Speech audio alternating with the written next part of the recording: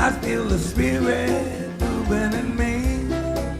I feel the spirit moving in me. Well, I thought I was going to fall to pieces. Some time ago, I was taking an Uber from in Kansas City to the airport, and we came up to a green light, and we're going to the green light, and this black car speeds right in front of us in the midst of all the traffic, and the Uber driver had to slam on his brakes, and we just missed this car by a couple inches. And my Uber driver was like, hi there. I mean, he was like really friendly. And so I asked, why did you do that? That guy almost killed us and ruined your car and sent us to the hospital. And this is when the Uber driver taught me a lesson that he called the law of garbage truck. And he said something like, many people are like garbage trucks. They run around full of garbage, full of frustration, full of anger, and full of disappointment, and they need a place to dump it. And sometimes they dump it on you. He said, don't take it personally. So I just smile and wave and wish them well and move on. I don't take their garbage with me. I don't take it home with me. I don't spread it all over my world, all over the streets. I just leave it there. He says, remember, it's like here the Uber driver is preaching to the preacher, right? He said, you can't always choose what happens to you in life, but you can always choose how you react to it. And the truth is, he's really preaching to me now. He says, we live by choice, not by chance. It's like, wow, I love that. I'm going to be back here next Sunday, and you can tell me your next talk. So, as you know, we're looking at the 5 agreements. You might remember the first book came out, and there was 4 agreements. And then Don Miguel Ruiz came out later with another book called The 5th Agreement. So I'm combining all these together for our 5-week series, and I'm calling it the 5 Agreements. Last week, we talked about being impeccable with your word. How'd that work for you this week? Yeah, did you catch yourself being impeccable or not so much? Oh, we got like 3 or 4 people that moved. We're working on it. So being impeccable with your word is about speaking with integrity. It's saying only what you mean, and it's avoiding criticism or gossiping, and to use the power of your word to the service of love. And so I thought it'd be kind of fun, and there's going to be a prize offered to anyone who can discover all 5 of these movies where somebody was talking about being not taking anything personally. Here we go. I don't want you to take this personally. I don't take it personal. You never touch me. Hey! Don't take it personally. Come on, I like to everybody. Don't take it personally, Ralph. You cannot take it personally. Don't take this personal, lady. Why are you taking it so personally? Things don't go right, he kind of takes it personally. Well,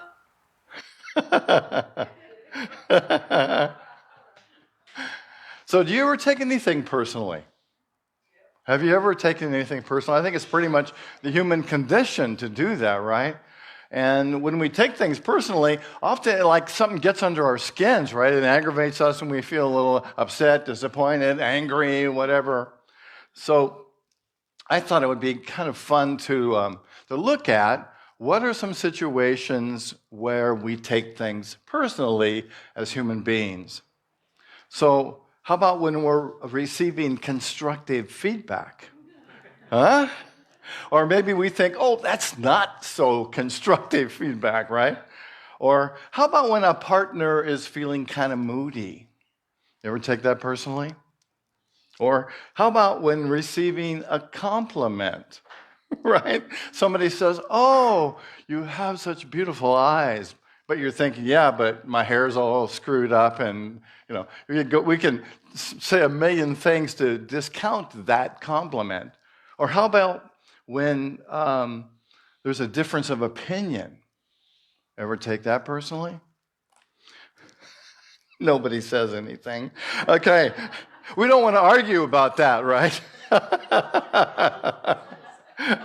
Or how about when we're afraid that something that was said was true?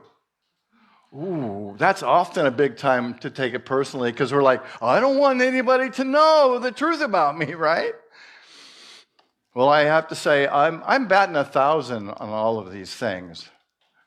And so I'm inviting you to kind of contemplate today and this week about when you take things personally and how do you deal with it? How can you find peace and happiness in the midst of all the fun that your mind's having? So that's really what we're talking about today. And the premise of the 5 agreements is that most of us have forgotten who we are. Right? When we take things personally, we do so because we've forgotten the truth of who we are. It's true when you hear my voice twice. I guess you needed to hear that, right? The truth is that we are aspects of God. We're aspects of spirit. We're aspects of truth. And we are beings of light and beings of energy. And if we can remember that in every moment, we would have no reason to get defensive and to take something personally, if we really remember the truth of who we are. As a result, when we take things personally, we are creating a dream, right? We're buying into a dream, and we're filling our dream with drama. And it messes with this thing that we call life, because we distort our true experience. So through our agreements, unconscious and learned, we create a dream for our personal life. And because we have this agreement, many of us, and we're working on it, that we're not fully expressing or not fully developed or not fully expressing the truth of who we are, that we take things personally and we get defensive about it. And we let that dream that we're having blind us. And the truth of it is, and what we're really about in the 5 agreements, is not being bound by the dream. Not being bound by old agreements that we have with ourselves. And so it's about embracing new agreements of truth and life and love and peace and joy. That is the essence of who we are. So we can wake up to that.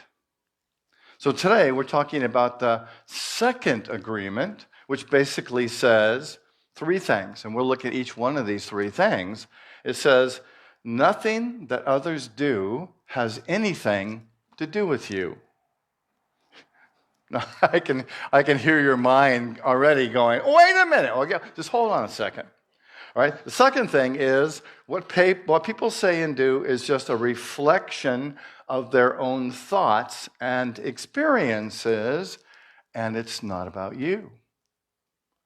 And the third thing is that, as our affirmation states this morning, you have the ability to create happiness and peace. And we're going to look at today, how can we do that? In spite of the stuff that others say, despite of what goes on in our mind, how can we develop happiness and peace? So, the first agreement says, nothing others do is because of you. How's that feel? It's kind of a hard pill to swallow in a way, isn't it? But it's true. It's like you are the main character in your life, right? You are living out your story, right? And everyone else is living out their own blockbuster movie. And sometimes when we react, we're playing a cameo role in their movie, right? And if we take that cameo role personally and get angry, all of a sudden we become a star in their movie. But if we're able to just let it go, we're just a name on the screen. You know, we're not in their scene unless we make ourselves be so. You know, it's like thinking that the weather is out to get you because it rained on your parade. Right? The weather isn't making any choice about how you're being treated. It's our own interpretation that determines how satisfied or how happy we are in that situation. You know, what others say and what others do is a projection of their own reality. It's their own dream. Just as we unknowingly sometimes project our personal beliefs, our perceptions, and our agreements into the world.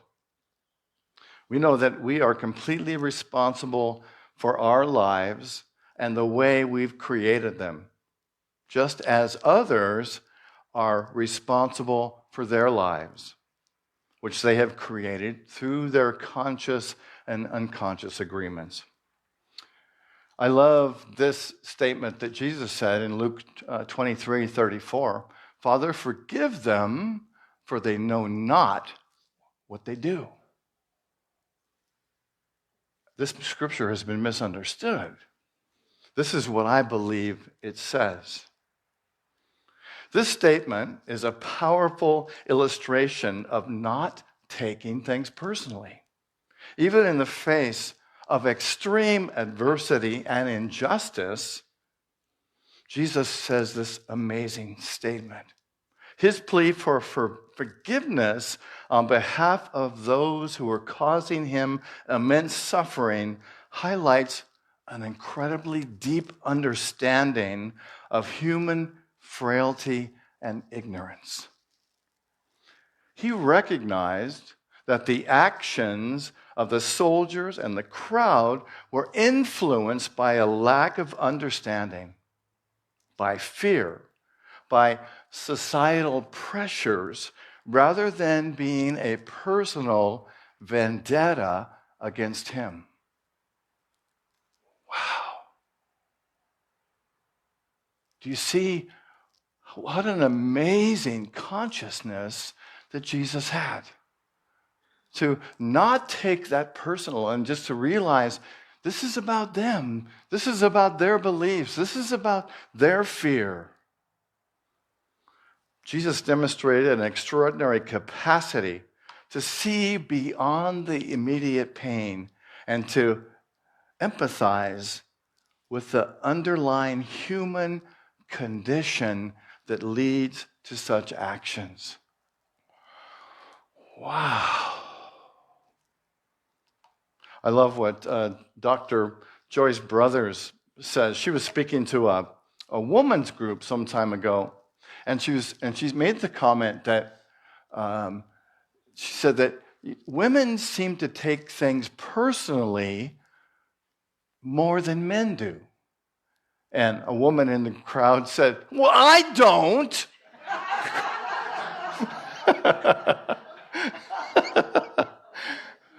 Right? Just prove that statement, right? Okay, so the second point that this agreement makes is that what people say and do is just a reflection of their own thoughts, their experiences, and it's not about you.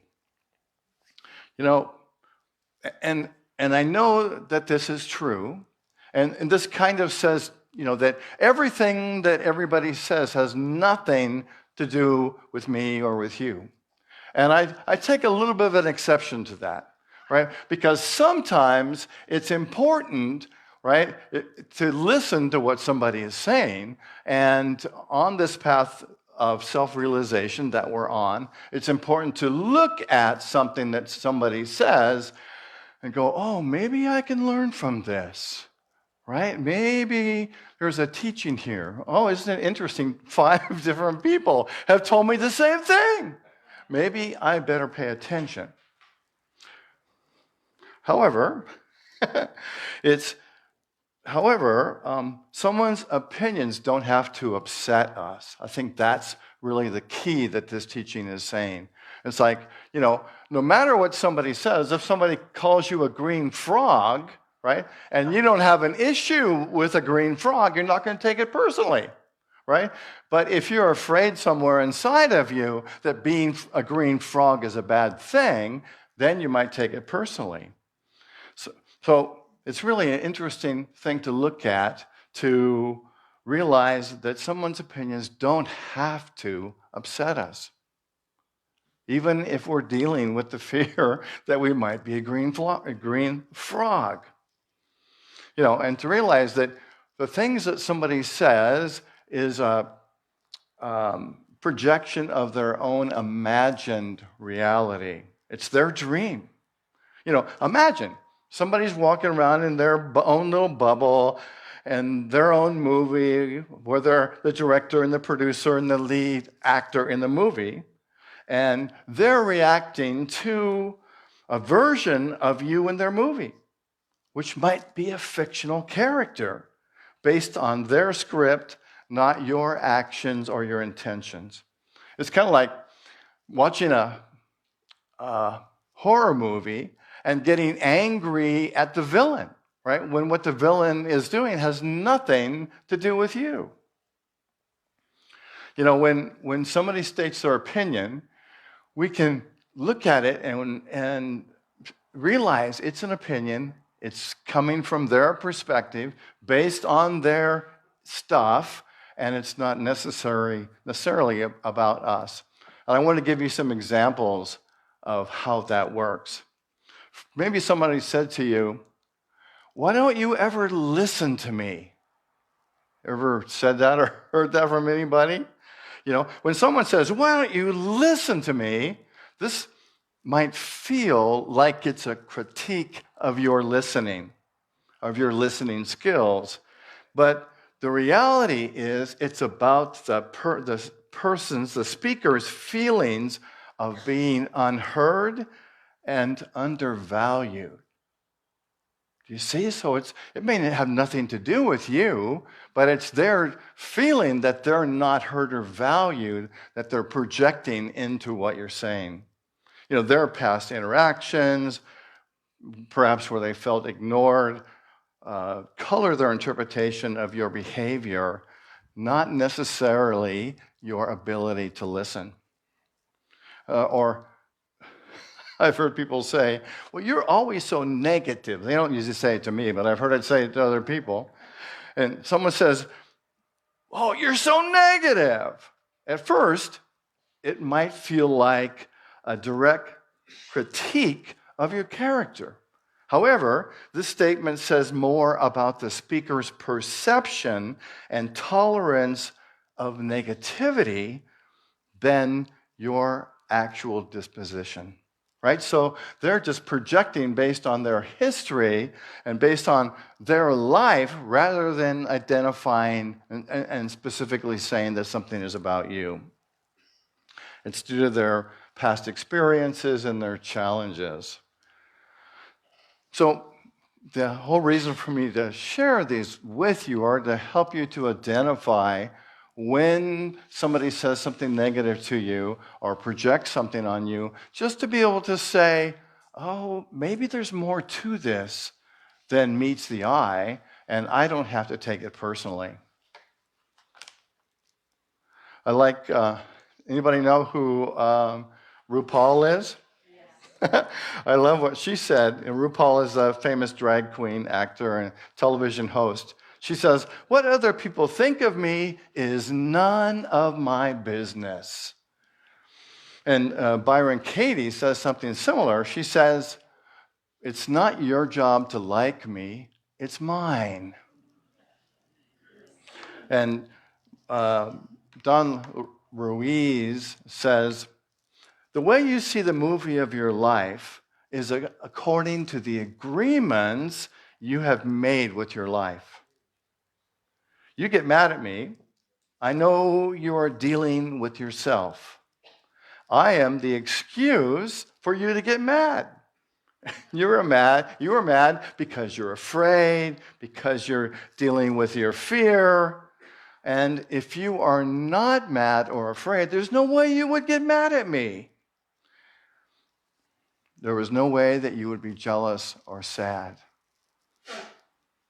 You know, we take things personally because somewhere deep inside of us, we are afraid that what was said was true. And there are things that we don't want people to know, right? It's almost like somebody says something and we are offended by it because they're nailing us on something that we're holding within ourselves that we don't want everybody to know. And so we're like, wow, are you psychic? How did you know to say that to me? And what I like this one also, another little tidbit of truth, is it's not what you say about me, it's what you say about myself, about what you say to me. It's not what you say about me, it's not what somebody says, right? It's about what I say to myself about what you said. Right? And that's where the real zinger comes in, because somebody could just can just say, I just don't like the way you did this. And you're looking at somebody who grew up with the feeling that I wasn't good enough. And so for years of my life, if somebody criticized or evaluated or critiqued something that I said, or even to say, oh, I don't agree with that, right? I would take it personally, right? And think, oh, here it is again. It's proving that fear that I have in myself of being stupid or not good enough. And so it's like, woo, zingo, the head gets big and explodes, and I would react from that. It's not what you say about me. It's what I say about myself, about what you say about me. Yikes! All right, let's take all this and just let this go, because anybody can relate to any of this stuff, right? And so now, okay, so how, in spite of all of that, how can we take all of that and find peace within ourselves? And I'm going to give you some ways that we can do that. And so this is the third part of this is that you create your happiness and your peace. And the first part of that is to realize that you can choose your response carefully.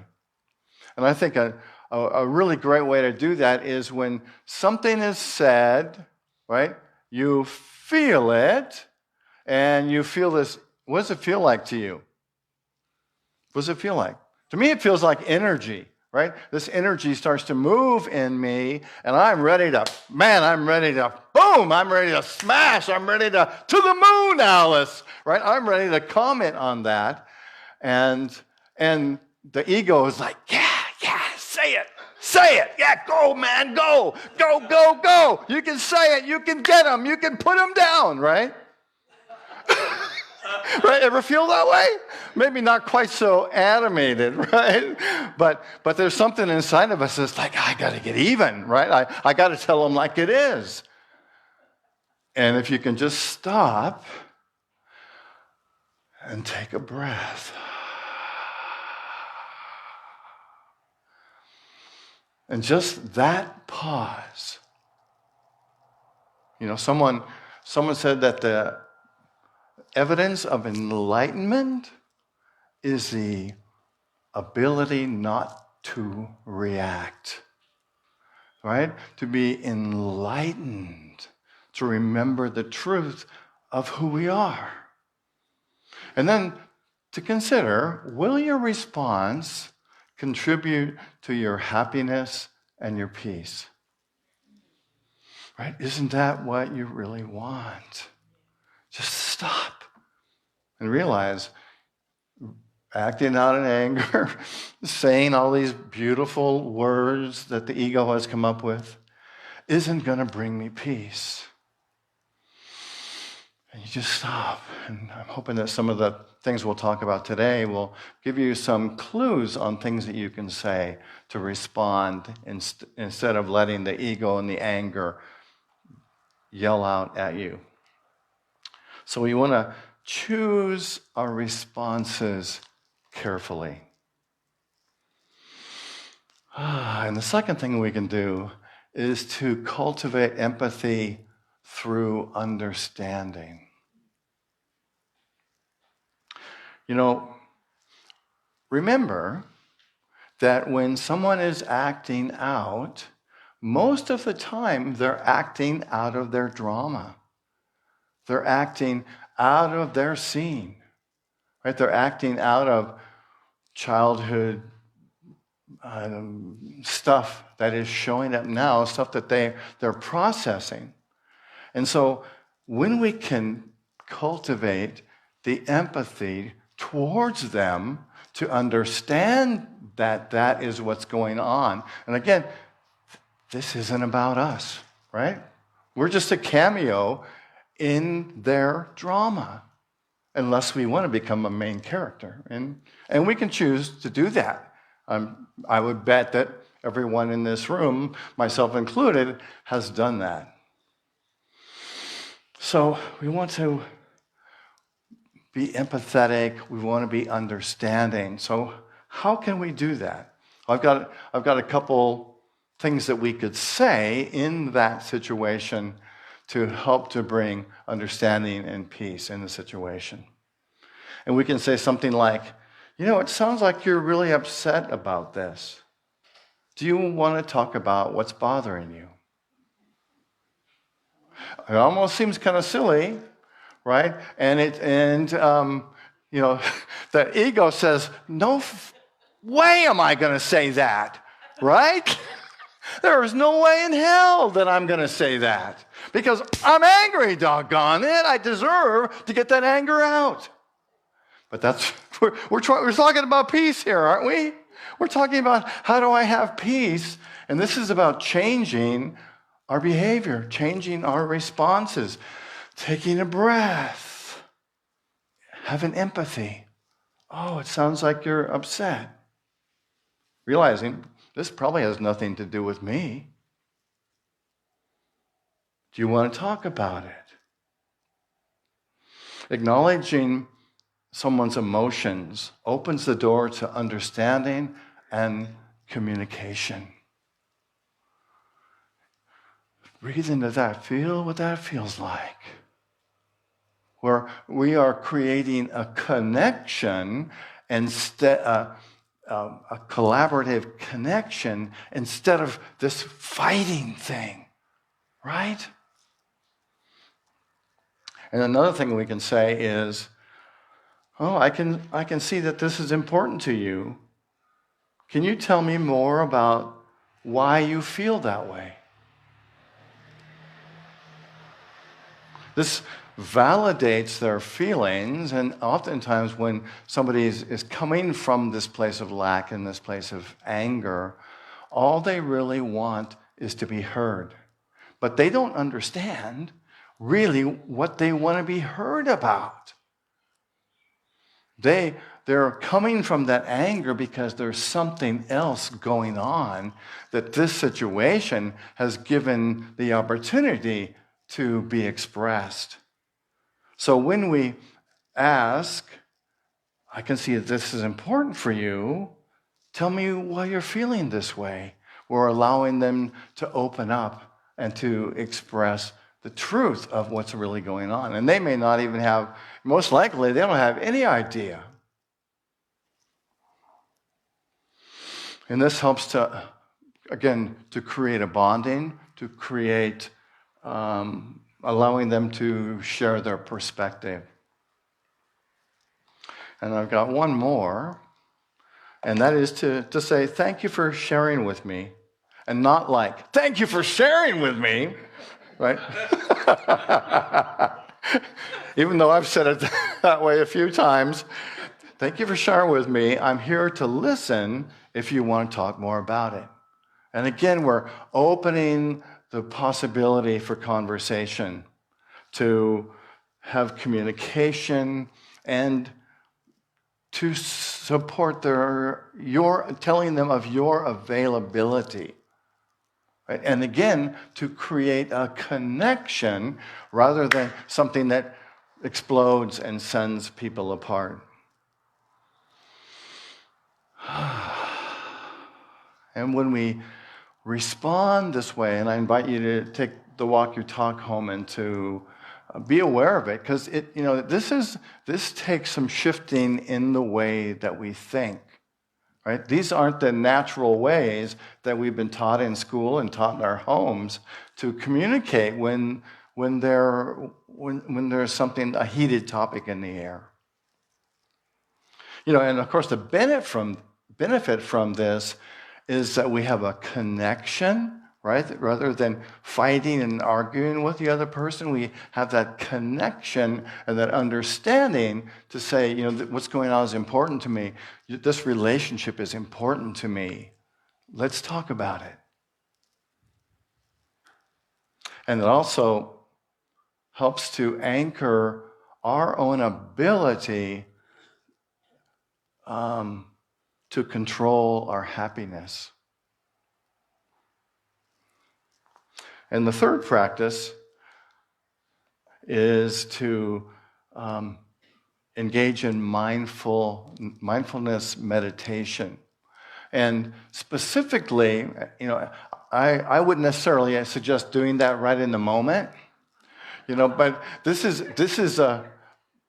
is about preparing your consciousness. This is about, on a regular basis, when you meditate, and I'm assuming that all of you meditate, is to focus on the idea, the truth, the affirmation that I create my happiness and peace. And to do that, to make that part of your practice, because what meditation is doing is building this idea into your consciousness. It's creating the neural pathways so that your mind remembers this and focuses on this and reacts and learns and lives in the world. In this way, I create my happiness and peace. That one's a little easier than the other one, right? Okay, let's see. What's the next and the last one is to practice self-compassion. And this is really about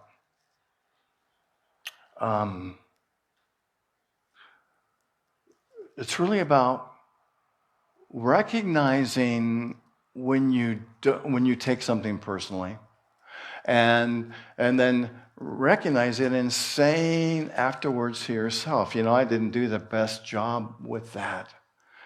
I got defensive, but I love myself. I know that I'm doing the best that I can. And I love myself for being aware even after the time. And then when you do respond with compassion, when you do are able to stop the flow of this energy to say, oh, I did it today. I didn't take the bait, right? I didn't react out of that ego, and just to breathe into that satisfaction that what you did is powerful and beautiful and loving, and to congratulate yourself for the work that you did. Again, this helps to affirm it in your subconscious mind, your spiritual beingness, that you have the ability to call upon peace and happiness in the midst of a situation that doesn't necessarily feel that way, but you can bring that peace and that joy and that happiness to it. And then we want to remember that we're all on a journey, and that people say things, people do things, and we get to choose how we're going to react to those things. What kind of a life do we want to have? What kind of peace and happiness do we want to have? And lastly, I want to end with this little story. I love Charlie Chaplin. My parents were of that age and loved Charlie Chaplin. And, Charlie Chaplin was an iconic character. Anyone know what his character was? The Little Tramp, right? And in Charlie Chaplin's life, he faced many challenges. People didn't like his character. I don't know how you could not, but they didn't like his character. They didn't like his politics. They didn't like the way that he was, that he lived his life. And despite these criticisms, he faced life with a sense of humor. And a great example of that was that in his time, there was a contest. Somebody did a contest to see who could look, a look-alike contest, see who could look the most like Charlie Chaplin. And a whole bunch of people showed up for this contest, including Charlie Chaplin. And can you just see that? I love that. And as it turns out, he came up like number 20th. And I mean, the poor guy couldn't even look like himself, right? But instead of taking it personally, he laughed about it, he talked about it, he publicized the fact that they couldn't even recognize who I am. And he looked at it with lightness and joy and didn't take it personally. So as we go forward today, I encourage all of you to embrace this call for action, to commit to being aware of how you're interacting in the world, and to be aware of these feelings that rise in you, and to realize that you can ride these feelings like a wave. This is like a game you get to play. Isn't that great? Doesn't it sound like a fun game? Yeah? So when somebody says something, does something, and you find yourself taking it personally, to stop. Or not. You can do that too, right? And just say, okay, I recognize this is happening. I'm going to choose to do this differently. I'm going to see love and truth and peace in this moment. And I'm going to remember that I have the power, you have the power to shape your experience, to choose your happiness and peace, because that arises in you. That is who you are. So today, together, from now on, let's build a world where understanding and compassion are the foundations upon which we interact, fostering a collective experience of harmony and well-being and happiness and peace. Yeah? Because our affirmation today is, I create my happiness and peace. Say that with me. I create my happiness and peace. And I invite you to close your eyes.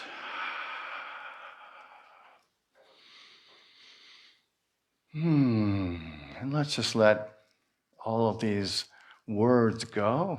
If you're interested, you can take a walk your talk and look at them later, but let's just let them go right now. Breathing in, breathing out.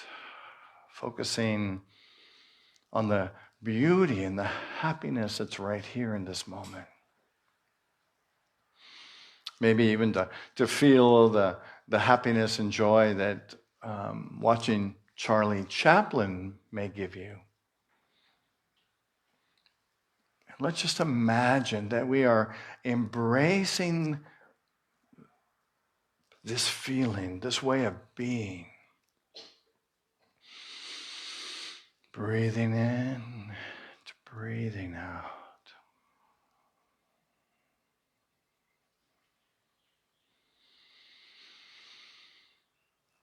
Breathing in, breathing out.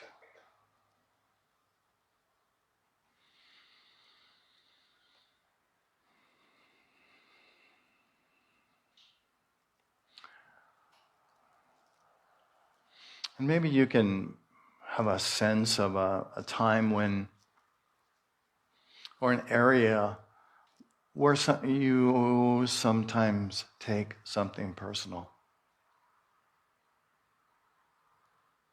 Whether it's about your appearance or about your ability or about the essence of who you are, or in some way that you've taken something personally in the past. And just kind of breathe, remembering the time, remembering the person, remembering your feelings.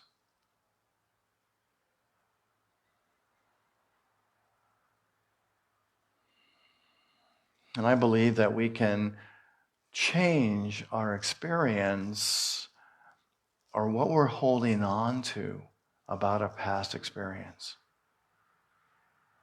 And in transforming that experience, in the same way we can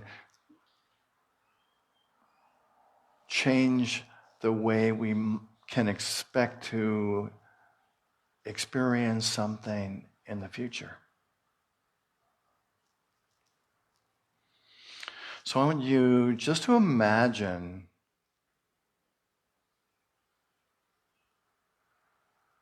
that it's different. Imagine embracing the power of love for yourself in that moment. Breathing in and loving yourself right then, right there, right now. And seeing the energy of this time moving away, vanishing into the ethers. And imagine that there's only love.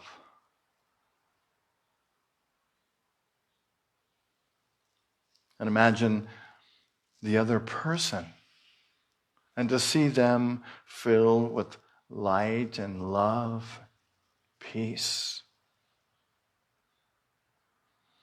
And imagine all that, whatever feeling, whatever thoughts were going on for that person.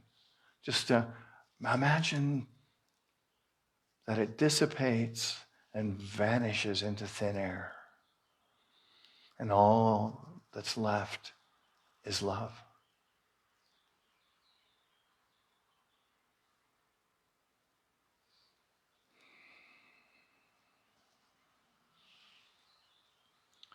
And let's hold that vision, that feeling for a moment.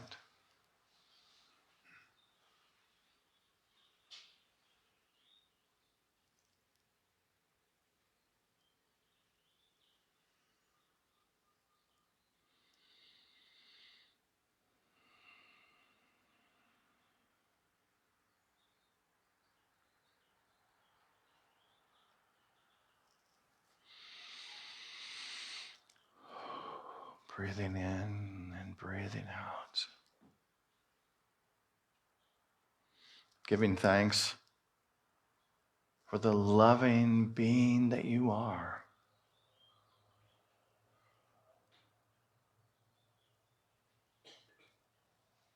And gently begin to bring your awareness back to this moment.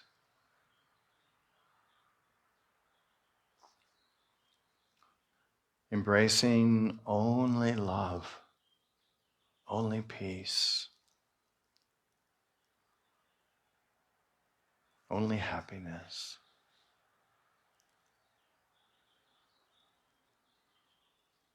Because you are creating your happiness and your peace right now.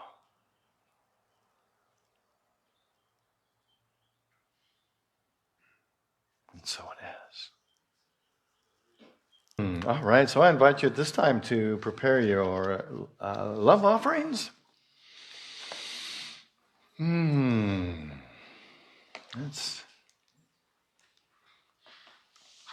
as you hold your love offerings,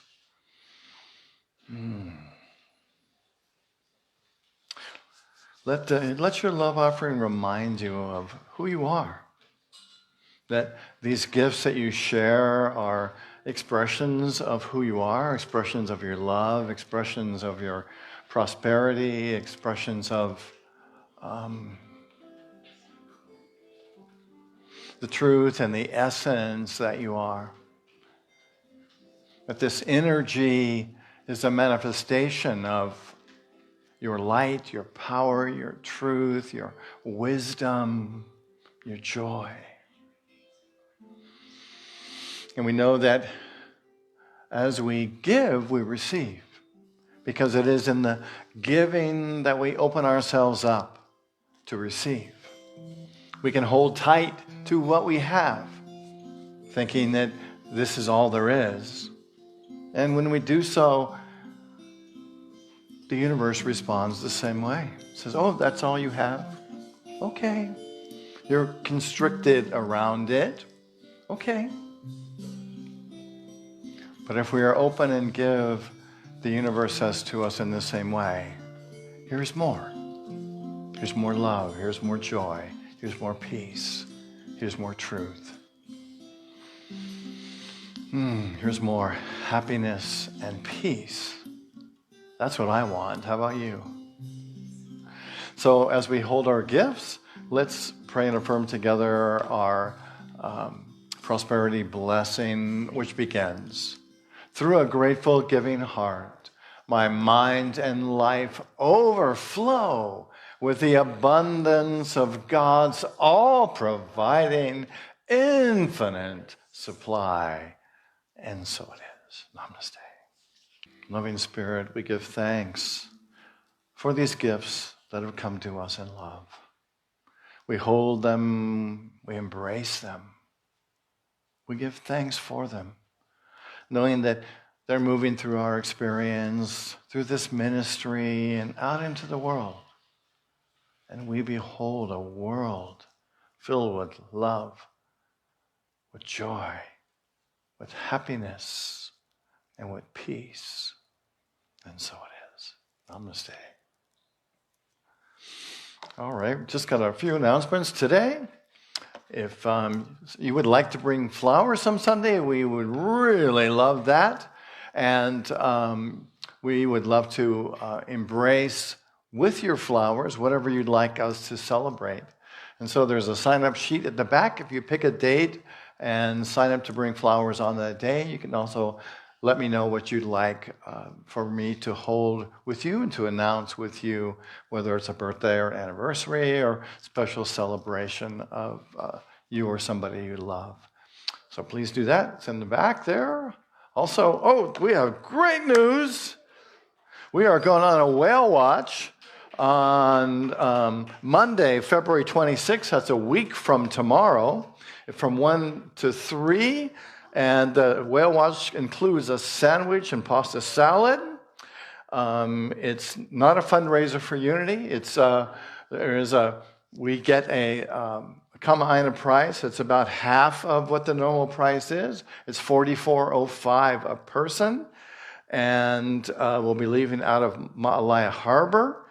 You can make your own reservations, and the phone number is up there. And I've also created these little reminder cards that kind of look like my poster, and there's a stack of them by there. So I was thinking, what happens if you come and you hear all this and you go home and you go, how do I do that? Well, everything you need to know is on these slips on the back table. So grab one of those on your way out. And if you're curious, what's a whale watch, or why are we doing this, or will it be fun? You can ask Captain Spence, who is in the back here, who will be captaining our ship on that day.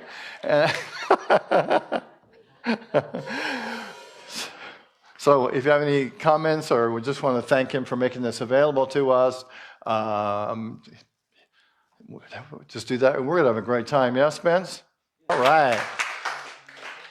And also, we'd like to invite you to join our hospitality team. It's been brought to some of our board members' attention that people would like to have a regular potluck and coffee or beverages during the service. And so if you'd like to help make that happen, there is a sign-up sheet in the back there, and we'll contact you and see how we can make that happen.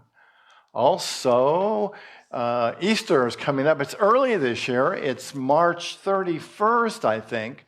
And so Robin has said that she's going to help to create our joy singers for Easter. So if you'd like to be a part of that and singing with us on Easter, there's also a sign-up sheet in the back for that.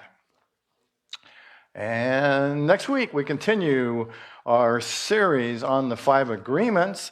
Next week, we're talking about don't make assumptions. And don't make an assumption on how that last word is spelled and why it's not on that page. So anyway, we're going to look at, how can we not make assumptions? Because it's kind of what our minds normally do. And when we make assumptions, I find I get disappointed a lot because I assume that something is the way it is and that I got it all figured out. So next week, we're going to look at how we cannot make assumptions, and so how can we be totally present to the moment and whatever is going on. So join us right here next week at 10 o'clock for that. And let's see. Oh, and if you enjoyed the talk today, the Walk Your Talk is on the back table. And again, it's a 2-pager. I had so much to share, and I hope that you'll take that and practice this amazing principle and change your agreements. And so I think that's it. Got anything else, gang? Thank you, everybody, for helping out today. Thank you, Bob. Thank you, ushers. Thank you, Marlene. Thank you, prayer chaplain. All of you, thank you for being here. Why don't we stand? Oh, finally we get to stand. And we'll say the prayer for protection, and then we'll sing the peace song together. Thank you all for being here. It's great to be with you. God bless you. And let's join together in the prayer for protection, which begins, the light of God surrounds us. The love of God enfolds us. The power of God protects us. And the presence of God watches over us. Wherever we are, God has. Where I live,